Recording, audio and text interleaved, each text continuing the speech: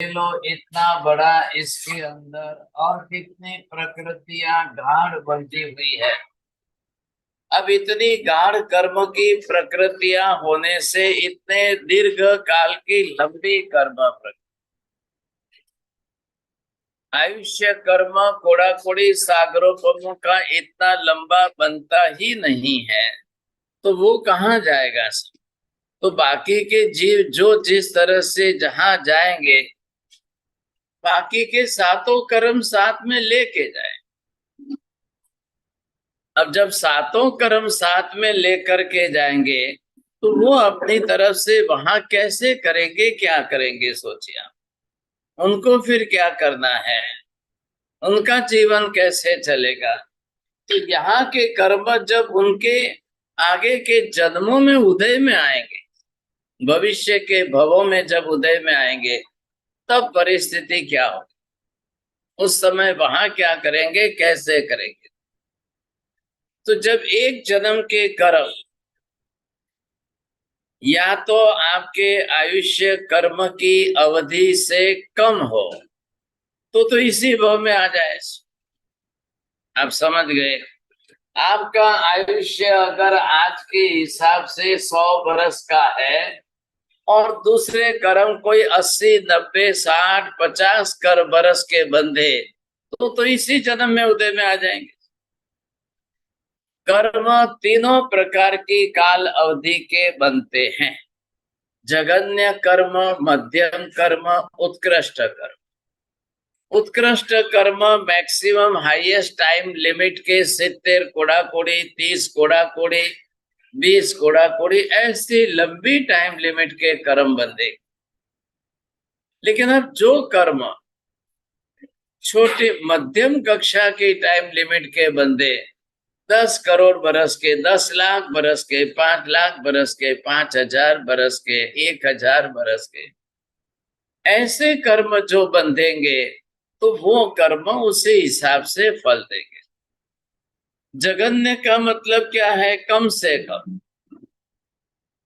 12 अंतर्मूर्तनो थयो के 8 अंतर्मूर्तना हुआ, कि 20-25 बरस का हुआ, कि 5 बरस का हुआ, कि 5 दिन का हुआ, कि 5 महीने का हुआ। सवारे बांधेलो कर्म सांजे रात्रे पण उदय में आवी शके छे। आज का बांधा हुआ कल कल भी उदय में आ सकता है। आ महीनानो बांधेलो आवता महीने पण आवे।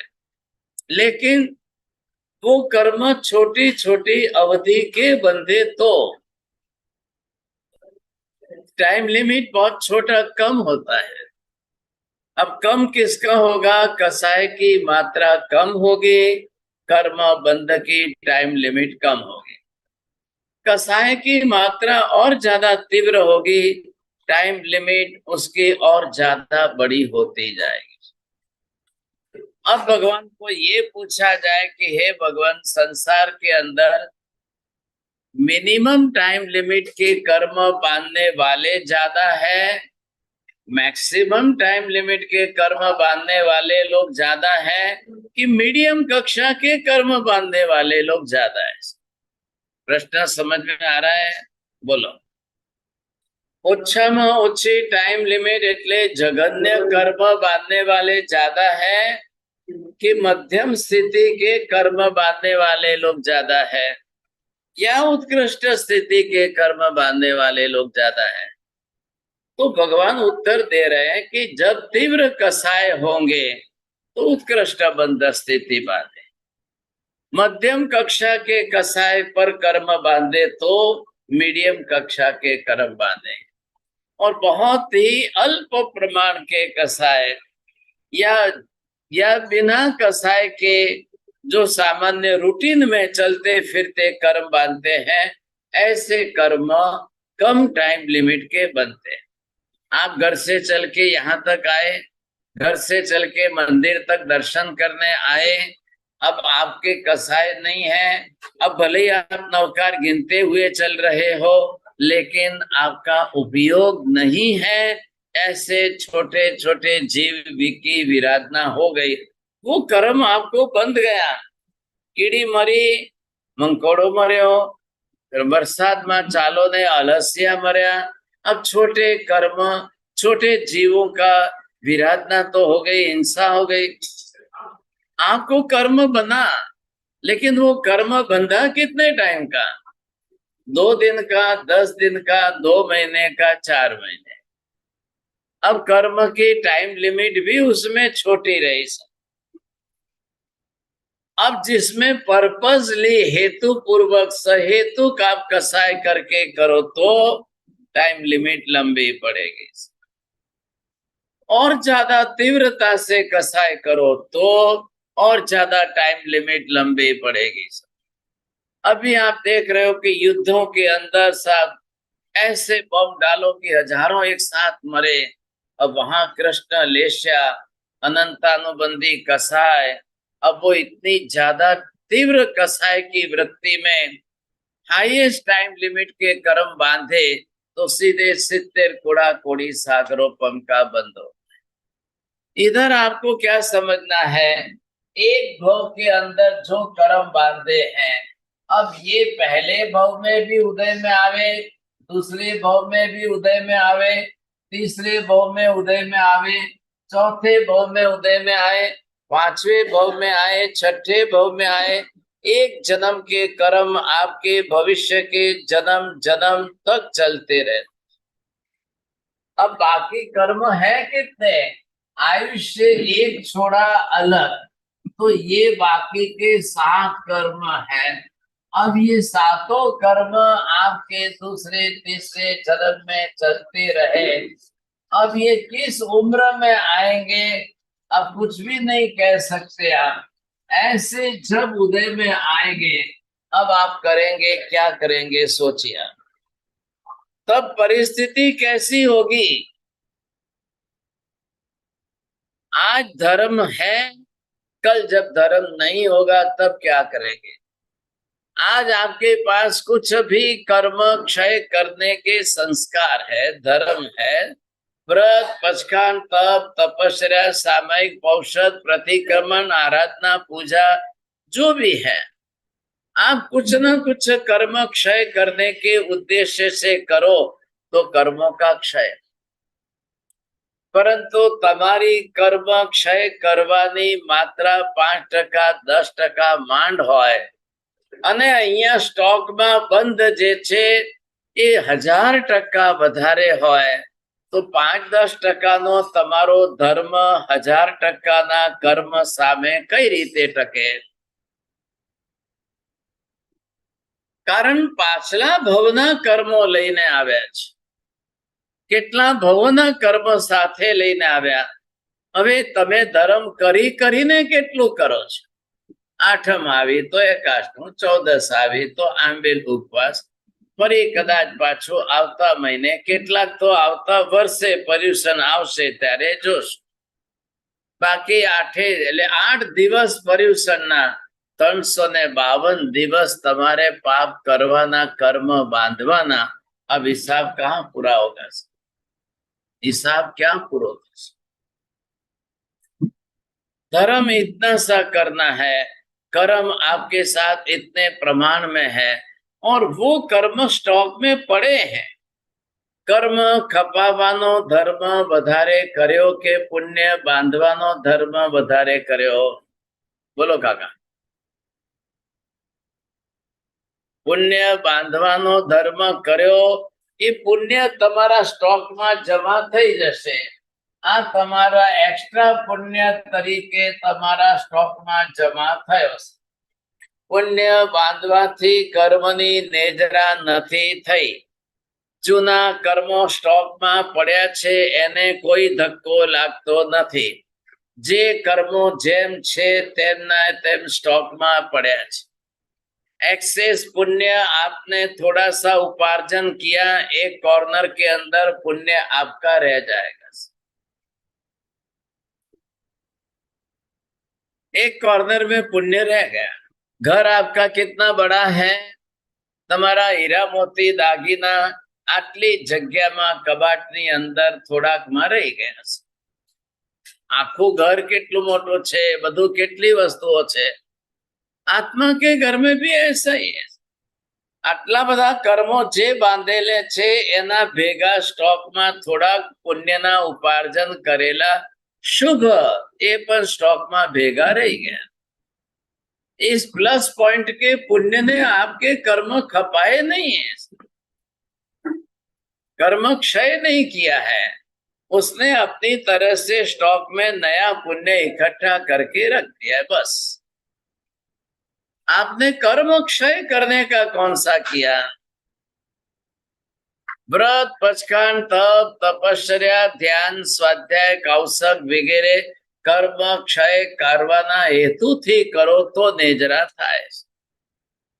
દાન આદિ તમને પુણ્ય ઉપાર્જન કરાવી દેશે, પુણ્ય સ્ટોકમાં રહેશે, કાલે ઉદયમાં આવશે ત્યારે સુખ संपत्ति समृद्धि આપી દેશે. उसका काम इतना ही है. આંબિલ કર્યા, ઓલી કરી, આંબિલ કી ઓલી 9 દાડાની 9 પંજીની છે કે વર્ધમાન તપની 50મી ઓલી, 60મી ઓલી, 70મી ઓલી જે હોય. अब वो आंबिल की होली आप पुण्य नहीं बांध रहे हो, કરાવનાર પુણ્ય બાંધી જાય. મારા તરફથી ઓલી છે, હું કરાવું છું, અહીંયા કરાવું છું, ત્યાં કરાવું, કરાવનાર પુણ્ય બાંધી જશે. करनार अपनी तरह से सहेतु कर्म क्षय करने के लिए निर्जरा के भाव से करे तो ही संभावना है, नहीं तो नहीं है. आपने निर्जरा का हेतु नहीं बनाया तो फिर निर्जरा नहीं होगी. तो इतने कर्म स्टॉक में पड़े हैं, अब वो दूसरे तीसरे जन्म में उदय में आ रहे, आने वाले. મૃગા પુત્રને જોઈને ગૌતમ સ્વામીએ આવીને મહાવીર સ્વામીને પૂછ્યું, હે ભગવંત, આ જીવ આ ભાવમાં તો કઈ પાપ કર્યું નથી ને કર્મ બાંધ્યા નથી, તો આટલો દુઃખી શેના માટે છે? પ્રશ્ન સમજી આપ. આ ભાવની અંદર એને કર્યું જ નથી કઈ, કારણ જ્યાં જન્મ્યો છે ત્યાંથી હજી સુધી ઊભો થઈને બહાર જ નથી આવ્યો. कहां से खड़ा होगा साहब? पैर भी नहीं बने, हाथ भी नहीं बने, आंख नहीं बने, कान नहीं बना, ऐसी स्थिति के अंदर कहां से खड़ा होगा? જ્યાં જન્મ થયો છે ત્યાંથી લઈને આજ 26 વર્ષની ઉંમર સુધી કઈ કરતા કઈ કરી શક્યો નથી. तो महावीर कह रहे हैं कि गौतम, ये पिछले जन्म के कर्म जो बांधते हैं वो उदय में साथ में लेके आए. और कहाँ कर्म का उदय हुआ? इधर देखिए, जब जीव जो है अपनी तरफ से माता के गर्भ में प्रवेश करता है, अब गर्भ प्रवेश हुआ और ये कर्म उदय में आया. अब गर्भ काल 9.5 महीने का है और ये कर्म उदय में आया. अब क्या होगा? इस कर्म के उदय में आने से गर्भ में ही आंख नहीं बने, कान नहीं बने, मूंगा बहरा बना है, हाथ नहीं बने, पैर नहीं बने, ये स्थिति गर्भ में ही बन गई. अब ऐसा जीव यहाँ जन्म ले रहा है और ये 26 वर्ष का आयुष्य भोगता है. अब उसके बाद मरना ही मरना है. बोलिए, अब इस 26 वर्ष के नए जन्म में क्या कर्म बांधेगा? कौन सा कर्म बांधेगा? बोलना नहीं है, चलना नहीं है, सुनना नहीं है, देखना नहीं है, मूंगा बहरा है, अंधा है, लूला लंगड़ा है, क्या करेगा? तो महावीर कह रहे हैं कि ये पिछले जन्म से जो बांधे हुए कर्म स्टॉक में साथ में लेके आया और यहाँ जन्म गर्भ प्रवेश करते ही उदय में आ गए. गर्भ प्रवेश किया और कर्म उदय में आ रहे. એનો મતલબ શું થયો? જીવ આવે છે, ગર્ભમાં પ્રવેશ કરે છે, એ એના કર્મો સાથે લઈને જ આવે છે. किस जन्म के हैं, कितने जन्मों के हैं, जो है जितने हैं साथ में लेके आ रहे हैं. अब इतने कर्म जब साथ में लेके आ रहा है कुछ कर्मों का उदय जन्म के बाद उदय में आ जाए तो बात अलग थी, लेकिन यहाँ कई कर्म जन्मते ही उदय में आ रहे। इधर जीव ने गर्भ में प्रवेश किया और ये उदय में आ रहे हैं। હવે આંખ બની જ નહીં શકે, કાન બની નહીં શકते, હાથ બને જ નહીં, પગ બને જ નહીં। હવે આ જીવન ખાલી આયુષ્ય એનું 26 વર્ષનો જીવી રહ્યો છે। अब गौतम स्वामी ने महावीर स्वामी को पूछा कि हे भगवंत, હવે આ જીવનું શું થશે? અહીંયા 26 વર્ષ પછી મરવાનું તો છે। આ હવે શરીર છોડીને જીવ બહાર નીકળ્યો, સાહેબ ક્યાં જશે? એટલે મહાવીર સ્વામીએ કીધું, ગૌતમ, આ બહુના બાંધેલા કર્મો જેટલા સાથે ચાલી રહ્યા છે એ આ કર્મો બધા ભેગા સાથે છે। હવે આ લઈને આ જીવને ફરી પાછું નરકમાં જવાનું છે। અહીંયા 26 વર્ષ જીવ્યો, હવે અહીંથી નરકમાં જાય એટલે સાગરોપમોનું આયુષ્ય છે। બોલો હવે શું કરશે? સાહેબ નરકમાં શું થશે? હે ગૌતમ, અહીંયા જેટલી સજા આ કર્મના ફળ નથી ભોગવ્યા એના કરતા 1000 ગણી વેદના, પીડા, દુઃખ, તકલીફ હવે નરકમાં ભોગવશે। ગૌતમ સ્વામી ફરી પ્રશ્ન પૂછે છે, ભગવાન સાહેબ નરકમાં કર્મ ખપશે ખરા? મહાવીર કહે છે કે ગૌતમ, નરકમાં કર્મ ખપવાના બદલે કર્મોની સજા ભોગવવાની છે। જો નરકમાં જ કર્મો ખપી જાય તો જીવ નરકમાંથી મોક્ષે જતો રહેશે। ऐसा होता नहीं है। क्या करेंगे? નરકમાં કર્મ ખપાવવા શું છે? નથી આખી જિંદગી દર્શન નથી, પૂજા નથી, સામાયિક નથી, પ્રતિક્રમણ નથી, એક નવકાશી આંબેલ ઉપવાસ કઈ નથી।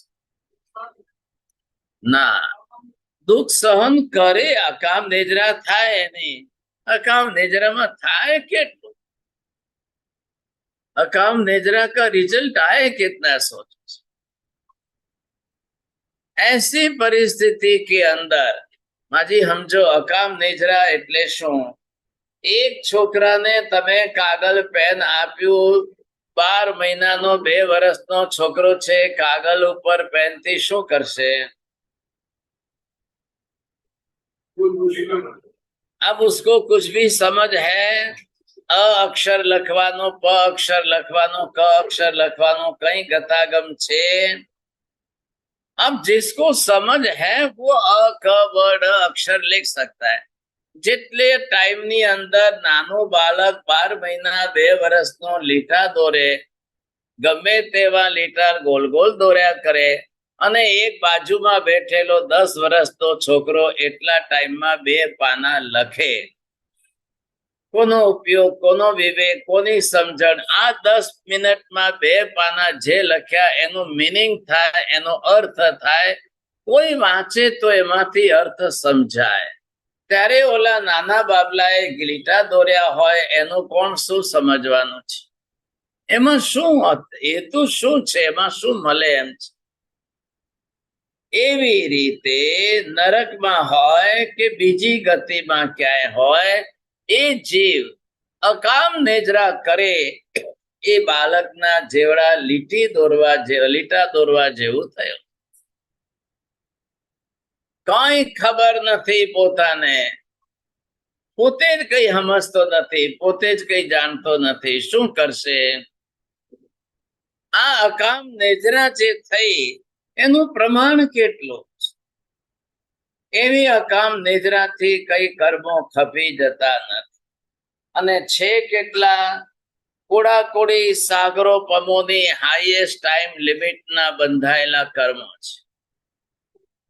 હવે ઓલો ગોલ ગોલ લીટા દોરે એમાંથી એને શું સમજણ? શું આવી અકામ નેજરાથી કઈ ન વળે। ये जीव अब यहाँ से फिर वापिस नरक में जाए, फिर नरक में से निकले।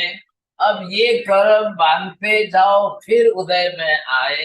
હવે આ કર્મ બાંધવાનું ભાન કોને છે? આ શ્રીકાંત પોતે કર્મ બાંધી રહ્યો છે, એમાં સૌથી વધારે ફાળો કોનો છે? આ બાજુ મિથ્યાત્વ, આ બાજુ અનંતાનું બંધી કસાય. હવે આ ભેગા થઈને બીજા ત્રીજા બધા કર્મ બંધાવે. હવે જે કર્મ બાંધતો જાય, જે પાપ પ્રવૃત્તિ કરતો જાય, હવે એની પ્રવૃત્તિમાં રહ્યું શું સૌથી વધારે? सुबह उठकर जंगल में जाना, घोड़े पर घूमना, शिकार करना, हिरण मिले तो मारना और कोई दूसरी नील गाय वगैरह जो मिले उसको मारना, ये हिंसा प्रवृत्ति है. હવે એની સાથે જેને મિથ્યાત્વ જે રહેલું છે, अब इसका क्या काम है? मिथ्यात्व का काम क्या है? साधु महाराज ने जुए ने मारो.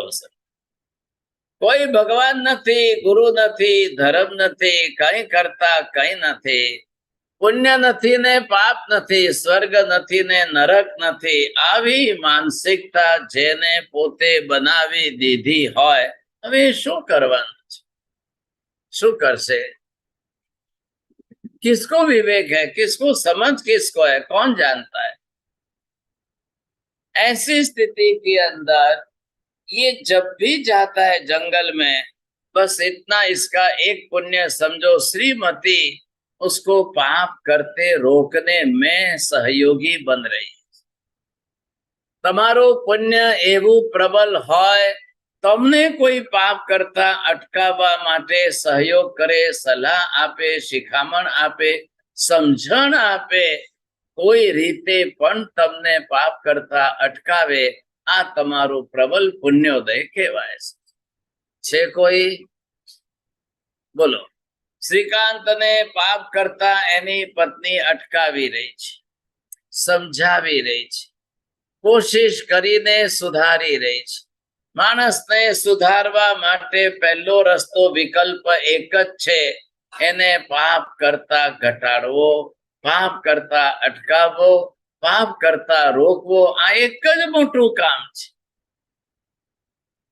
જો તમે મા બાપ હો ને દીકરાને પાપ કરતા ન અટકાવો, તમે મા બાપ છો ને દીકરીને પાપ કરતા ન અટકાવો, તમે તમારા કુટુંબી, ઓળખીતા, સગા સંબંધી સ્નેહી કોઈને ના રોકો, તો તમે એટલું પ્રબલ પુણ્ય ઉપાર્જન નથી કરતા, તમે એટલું તમારું કર્તવ્ય નથી નિભાવતા. હવે આજે તો ઘરે ઘરે એક જ વાત સાંભળવા મળે, સાહેબ છોકરાઓને કઈ કહેવાય એમ નથી, સાહેબ છોકરીઓને કઈ એક અક્ષર કહેવાતું નથી, એક અક્ષર બોલાય એમ નથી. અમે મા બાપ તો મૂંગા મોઢે માત્ર દિવસો કાઢીએ, હવે એમની મેળે જે થાય તે થાય, જે કરે તે કરે, આંખ મીચીને પણ જોયા કરવાનું, બીજું કઈ. અહીંયા આટલી જગ્યા પડી હોય અને ત્યાં આવી રીતે હેરાન. આ માજી આવ્યા, ટેબલ લઈને પાછળ ગયા, પેલા માજી આવ્યા ત્યાં ખૂણામાં બેસી. આ ચોથા મહિનામાં આ પરિસ્થિતિ. बहुत बहुत पुण्यशाली माजिया राजी भेजो, हाँ हसे ने राजी भेजो. ऐसी स्थिति के अंदर अब यहाँ पर ये जीव कर्म बांधे, इसका क्या करना? कौन इन्हें अटकावनार छे? श्रीमती वो कौन सी मिली है जो पाप भीरू आत्मा हो, पाप से डरने वाली हो, वो ही आकर के आपको पाप से रोक सकती है, बाकी कोई. અને જ્યાં તમારું સંબંધ છે, જ્યાં તમારા સગપણો છે, એને પણ જો તમે ન કહી શકો તો બીજાની તો વાત જ છે. दूसरे को आप कहाँ रोकने वाले? और किसको कहने वाले हो? પડોશી ને કહેવા જાઓ છો? પડોશીના છોકરા છોકરી ગમે તે પાપ કરે ત્યારે કઈ બોલો છો, કહો છો એને? और किसी को कुछ कहते हैं आप? તમે તમારા દીકરાને કહેવા તૈયાર નથી તો કોને કહેશો? પતિની બધી જે છે વાતો પત્ની જાણતી હોય ખરી, પત્નીને ખબર પડે ખરી, ક્યાં ખાઈને આવ્યા ને ક્યાં જઈને આવ્યા. ये नियंत्रण पत्नी का है कि नहीं? घरे आव्या तो पत्नी कहे के ना कहे, केम બહાર ખાઈને આવ્યા? હું બનાવું છું, બધું જ બનાવું છું, તો પછી બહાર કેમ ખાધું? बाहर कुछ भी खा के आओगे? नहीं सर। ये नियंत्रण आप रखते हो कि नहीं सर? શ્રીકાંત સવારે ઘોડા ઉપર બેસીને રવાના થાય એટલે શ્રીમતી આવીને પહેલા ઘોડાની લગામ પકડે અને પહેલી વાત કે ખબરદાર, જો કોઈ સાધુ સંતને જોઈને માર્યા છે, કૂટ્યા છે, કઈ પણ કર્યું છે, ખબરદાર છે। इतनी हिम्मत से एक पत्नी अपने पति को इतने कड़क शब्दों में कहती।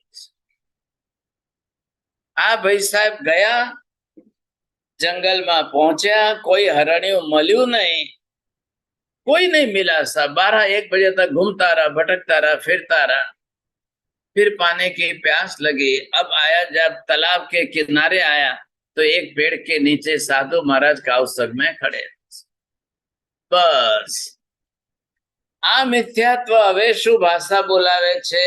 आ माथे मुंडियाना अपशुकन थी मने शिकार न मळ्यो। याद रखिए, आपकी भाषा भी आपके कसाय के अनुरूप है।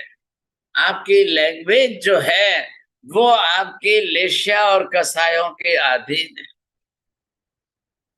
ऐसी परिस्थिति में अब क्या होगा?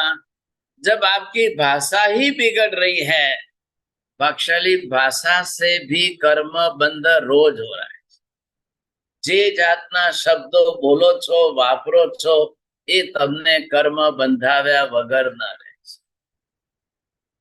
મનથી વિચાર વડે કર્મ બંધાય, વચનથી ભાષા બોલવાથી કર્મ બંધાય, કાયાથી ક્રિયા પ્રવૃત્તિ કરવાથી કર્મ બંધાય।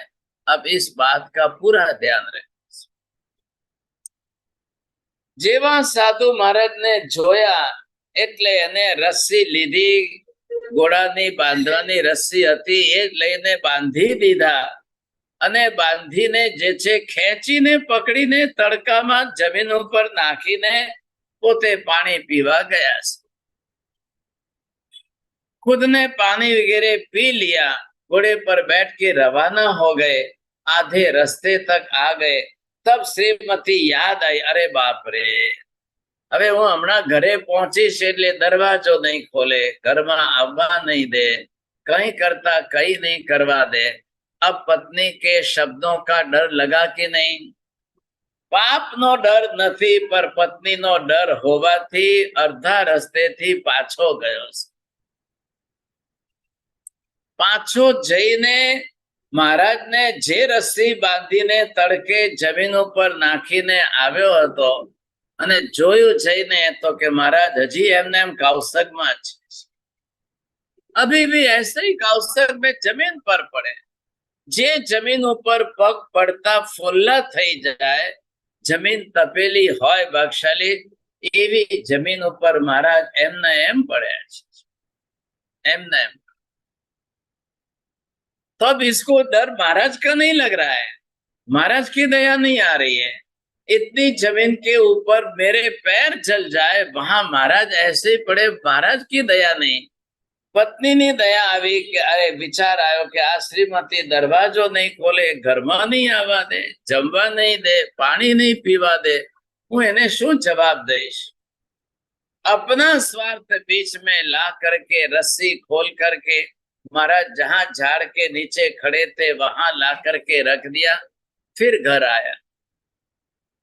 घर आया तो दरवाजा खोलने के पहले पत्नी ने सीधे घोड़े की लगाम पकड़ी। पहला उतरता नहीं, घोड़ा ऊपर थी उतरता नहीं। बोलो पहला आजे कया महाराज ने मार्या कूट्या, शू कर्यो, क्या किया? पछी दरवाजो खोलीश। अब पति कहता है तारे शू पंचायत छे, मुकने पंचायत हवे, हूँ गमे त्या जाओ, गमे ते करो।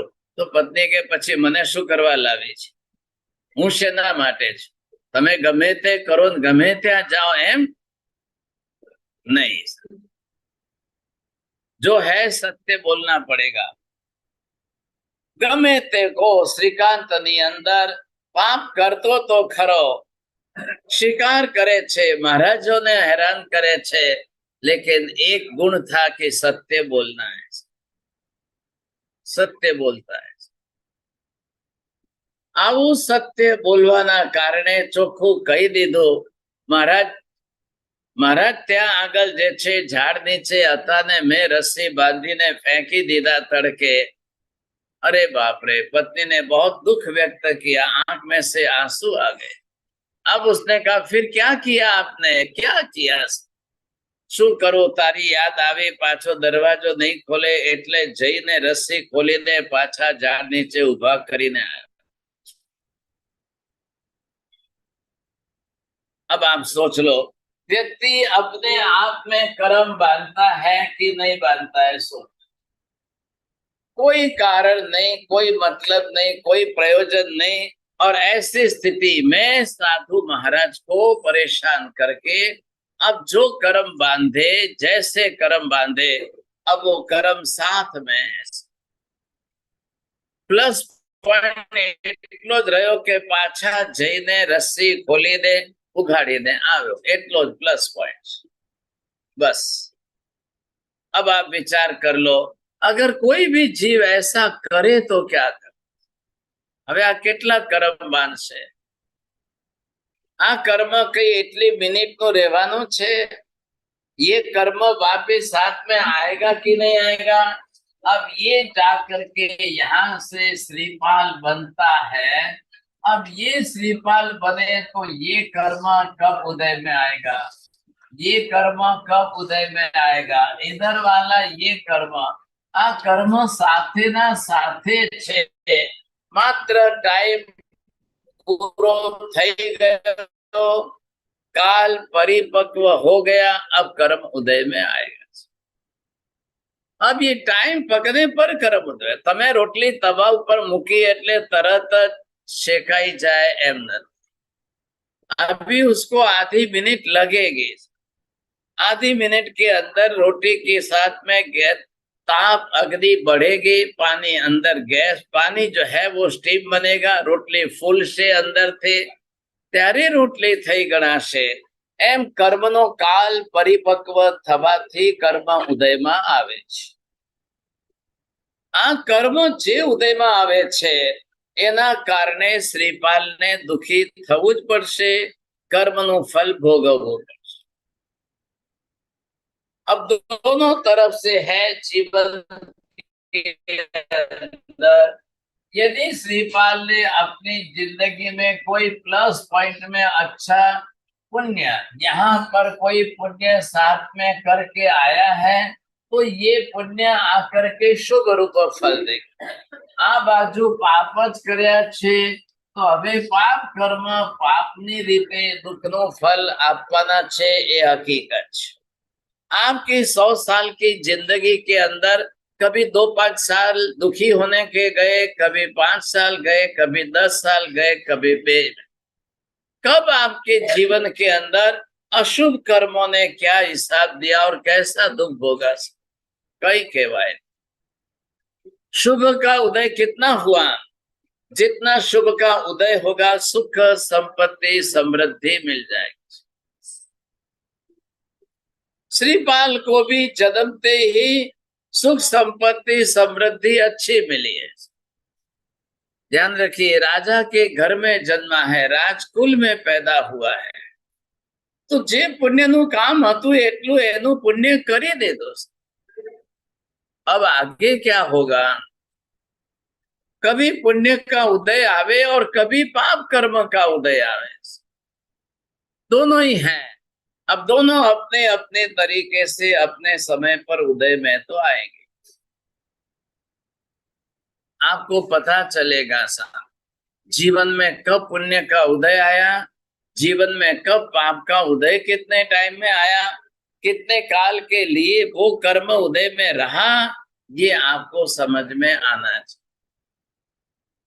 પણ હવે બચાવે કોણ? એમાં બચાવવાનું કામ કોનો છે? ભાગશાળી भगवान होय, गुरु महाराज होय, देव गुरु की ही आशीर्वाद है। देव गुरु की ही कृपा प्रवृत्ति है। तो गुरु भी कौन है? पहली बात, गुरु कोने कहवाय? बोलो।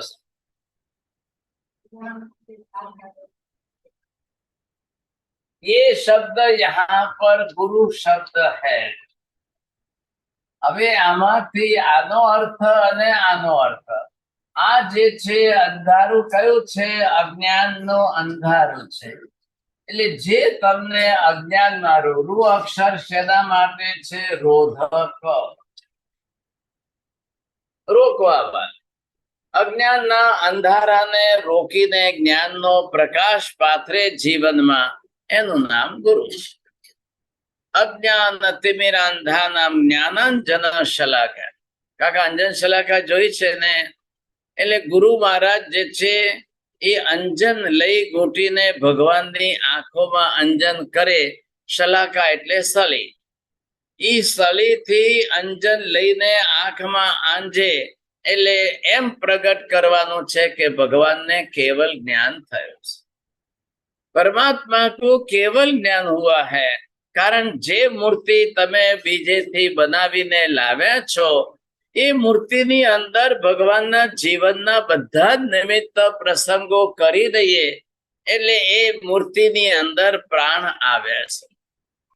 साक्षात प्रतिमा ने परमात्मा बनावी रहे। पंचम काल के कलयुग के अंदर अब भगवान हमारे लिए आलंबन है। एमना आलंबन थी आपने हवे धर्म करवानो छे। अब दूसरा विकल्प नहीं है। એટલે જીન શાસનની અંદર હવે આવા ગુરુઓની જે વ્યવસ્થા કરી છે, આ વ્યવસ્થાની અંદર ત્રણ પ્રકારના ગુરુ બતાવ્યા છે। साधु गुरु छे, उपाध्याय जी गुरु छे अने आचार्य महाराज गुरु छे। हवे आ तणे गुरुनी अंदर तमे आगळ आगळ एक थी बीजा पासे जाओ एटले तमारे आ त्रण कक्षाना तणे गुरुओने कोण कया अर्थमां कोनी रीते काम करे छे। એટલે પંચેન્દ્રિયના સૂત્રની અંદર કોનું નામ લીધું છે? જતરા જણા આચાર્ય બોલ્યા, એક એક માલા ગણજો। પહેલી લાઈનમાં શબ્દ શું છે? હા, જો આ છોકરાઓને આવડે છે। ત્યાં આગળ તમે શબ્દ શું વાપર્યો છે? આચાર્ય શબ્દ હે? આપણે મેં અલગ વાપરો, પંચેન્દ્રિય અલગ હે, आपरे में अलग है पंचेंद्रिय, करने करने अलग सूत्र है, कोई ठार। अब वहां गुरु शब्द है, कोई आचार्य नु नाम नहीं, कोई उपाध्याय नु नाम नहीं, कोई साधु। अब यहाँ पर जरा बे खुर्सी आगे अलग अलग करो, माजी आ खुर्सी अंदर लाओ भी, बधारे दोस्ती है तो जरा खुर्सी अलग कर दो। बख्शाली आप यहाँ पर देख रहे हो, ऐसे ये जो 36 गुण दिए हैं, 36 गुणों गुरु। अब यहाँ पर आपको कॉमन रूप में समझना है, साधु महाराज ना गुण केटला, उपाध्याय जी महाराज ना गुण केटला। आ गुण कोना छे? गुरु तरीके ना। हवे तमे जे छे आमने पण साधु ने पण गुरु मानवा के नहीं? आपरे में नहीं मानता, खाली आचार्य उपाध्याय नहीं मानो। घणा एवा छे भागशाली आचार्य ने ज गुरु माने, साधु ने नहीं मानो। तमारा कच्छ में केवी रीते छे काका? एवुं ज छे वागड़ में। उपाध्याय जी ने गुरु मानवा के नहीं? साधु महाराज ने गुरु मानवा के नहीं? तो ना केम पाड़ी शकाय? तो 36 गुण जे छे तणे ना थई गया। तमारा मगज में स्क्रू फिट छे 36 एटले कोना? बस तमारा मगज में ए फिट। तीनों अलग अलग गुण है, ध्यान रखना। थोड़ो 2-3 दिवस तमारा मेमोरी ने धक्को लागशे એટલે આજ થોડા આંબેલ માં ઢોકળા વધારે ખાઈ લેજો, કાલે થોડું ડબલ સમજાવીશ। थोड़ी मेमोरी बदलने के लिए स्क्रू बदलने जाओ तो धक्का लगेगा, बहुत भारी काम है। માજી હવે તમે પણ ડાયા થજો थोड़ा, नहीं तो પછી माला गणवी પડશે। जब यहाँ पर बात चल रही है गुरु पद के गुण से, तो गुरु पद माटेની વાત ચાલતી હોય, पंचेंद्रिय सूत्र माथी તમે કયા ઓછા કરો, કેટલા ઓછા કરો? માજી इधर देखो, હવે 36 માંથી કયા ઓછા કરીએ કે સાધુના 27 કરવા? कोई नहीं बोला, आप एक ही 36 माथी क्या ओछा करना? पंचेंद्रिय मैथी काढ़े ने दो। माजी तमे बोलता नहीं, डाया थजो। ब्लू साड़ी वाला ना पाड़जो। नक्सली कौन से गुण किसके, कितने गुण किसके? पंचेंद्रिय सूत्र माथी कया ओछा करो के साधु ना थाय, अने कया उमेरो के 36 जे छे आचार्य ना थाय? ये हिसाब आपको करना पड़ेगा। सिंपल हिसाब छे। हूँ 2 दिवस थोड़ा गुणों गणित बतावीश एटले धक्को लागशे, पछी तमे मेमरी खोलो के न खोलो, हॉस्पिटल में जईने स्क्रू बदलीने आवजो। अब आप किस तरह से कितने गुणों का हिसाब कैसे करना है, क्योंकि सबका व्यवहार गुणों से चल रहा है, सबकी पहचान गुणों के आधार पर हो रही है। अब जो सबकी पहचान जो है जब गुण से हो रही है, तो गुणों पर आधार है, तो सबके गुणों की व्यवस्था कौन सी? पंचेंद्रिय साधु माटे ज छे, बीजा माटे नथी एवुं नथी। पंचेंद्रिय उपाध्याय जी माटे छे, आचार्य साधु माटे नथी एवुं पण नथी। पंचेंद्रिय एकला आचार्य माटे छे, 36 36 36 नो आंकड़ो पड़्यो एटले आचार्य, ऐसा मत करिए आप। जहां जिसकी व्यवस्था जिस तरीके से, आ 36 माथी तमे एक पण ओछू करी शकता नथी के जे साधु माना। साधु में पण 36 होवा कंपलसरी छे। आज 36 बीजा नहीं, आज 36 तो कॉमन छे, ए कॉमन तरीके बधामां रहेवा जोईए। आप कॉमन गुण में से कम करो, ऐसा नहीं होता है। अब दोनों बात यहाँ पर बनी हुई है। तो ऐसी स्थिति के अंदर अब किसमें कितने गुणों का प्रमाण है, वो गुरु महाराज भी साथ में।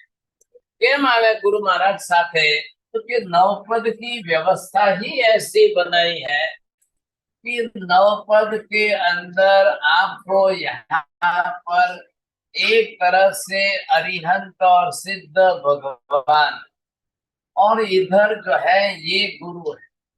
अब भगवान के अंदर यहाँ अरिहंत भी दिए और सिद्ध भी साथ में जो, इधर आपने आचार्य उपाध्याय साधु तीनों को साथ में जोड़ा, और ये तीन, ये 2 और ये 3, ये दोनों मिला करके 5 परमेष्ठी, अब 5 परमेष्ठी के साथ में जोड़कर व्यवस्था की गई। એટલા માટે આ એક જ મંત્ર નવકાર એવો છે કે જેમાં 5 પરમેષ્ઠી ભેગા સાથે લઈને વંદના કરવામાં આવી રહી છે। 5 परमेष्ठी साथे छे। बाकी दूसरे मंत्र आप देखेंगे तो एक सब में एक अर्यंत की सिद्ध का, अर्यंत का मंत्र, सिद्ध का मंत्र अलग अलग प्रकार से अलग अलग सब में है, लेकिन नवकार में 5 साथ सब इकट्ठे हैं। आ विशेषता जोड़वामां आवी छे। अब ये विशेषता साथ में है, आपको ख्याल आना चाहिए कि 5 परमेष्ठी भगवानનું પણ એટલું જ મહત્વ છે, ગુરુનું પણ એટલું જ મહત્વ છે। ભગવાન દેશના આપીને પાપ નિવૃત્તિ કરાવીને જીવોને સંસારમાંથી તારે છે। ગુરુ ભગવંતો પણ એ જ પાપ નિવૃત્તિનો ઉપદેશ આપીને જીવોને સંસારમાંથી તારવાનું કામ કરે છે. એટલે જે અજ્ઞાનનું અંધકાર દૂર કરવાનું કામ મુખ્ય જવાબદારી जैसी भगवान की है उतनी ही गुरु की है. भगवान के अतिशय ज्यादा है. भगवान के पास केवल ज्ञान आदि है. गुरु के पास हो या न भी हो, ज्ञान केवली का ही लेकर के श्रुत ज्ञान के रूप में समझा करके सिखा करके अब जीवों के ऊपर विशेष रूप से उनका कल्याण कैसे करना कर सके, ये विशेषता मुख्य रूप से है. दुनिया में सब जगह पर व्यवस्था नहीं है. जैन धर्म ने देव गुरु ने धर्म तणे ने एक सरखू महत्व आपीने नवपदમાં સાથે જોડ્યા. આવી नवपदની व्यवस्था दुनियाना कोई धर्मમાં નથી. ये सबसे बड़ी विशेषता है. अब जब वो नहीं है तो क्या करें, और यहाँ समान रूप से दिया. એટલા માટે ભગવાન પણ મોક્ષે જાય, ગુરુઓ પણ મોક્ષે જાય, આચાર્યો પણ ઘણાય મોક્ષે ગયા, ઉપાધ્યાયજી પણ મોક્ષે ગયા, સાધુ સાધ્વીજી પણ મોક્ષે ગયા, અને જે મોક્ષે ગયા, જેટલે મોક્ષે ગયા એ બધા સિદ્ધ ભગવાન થઈ ગયા.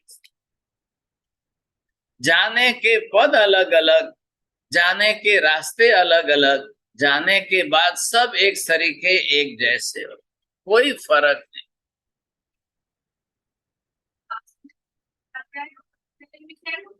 हाँ, मैं आवी काले फिर आवी काले समझो परबे समझो 3 दिन तो गुरु पद के ही है. सब तीनों में फर्क समझ में आ जाएगा. बख्शलियो आज रविवार है. आज सो सुधी आठम के छुट्टी के दिन खास करके सरस्वती की साधना रखी है, और वो भी ऐसे समय में है. परंतु काका अंधेरी नगरी छे એટલે 108 छोकरा छोकरी पर न थया. 108 परिवार के बालक बालिका भी नहीं. आ मोटू दुख थयो. अंधेरी नगरी में आ संघनी अंदर कहेवाय 500-700 घर, पण एक घर मांथी एक छोकरो एक छोकरी आवे तो पण કેટલા 500 छोकरा थाय ने 500 छोकरीओ थाय, पण एटलाय नथी. आ पाठशाला में भी ये दशा है, और यहाँ बालकों के लिए रखा गया.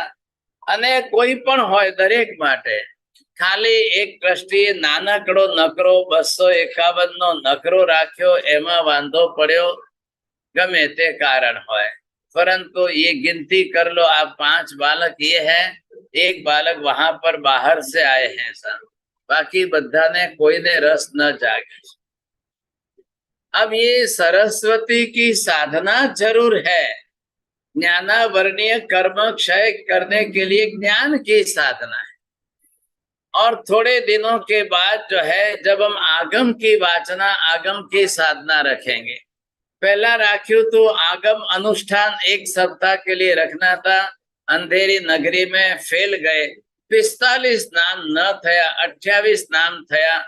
એટલે 45 ન થવાના કારણે આગમની આરાધના પણ આપણે कैंसल करवी पड़ी. ये अंधेरी नगरी का रिजल्ट बता रहा. काले स्वामी वात्सल राखो सा 1000 मनक आवे, फरी पाछू स्वामी वात्सल. अफसोस हुआ, बाहर जब बात गई 45 नाम आगम शास्त्र के नहीं हुए.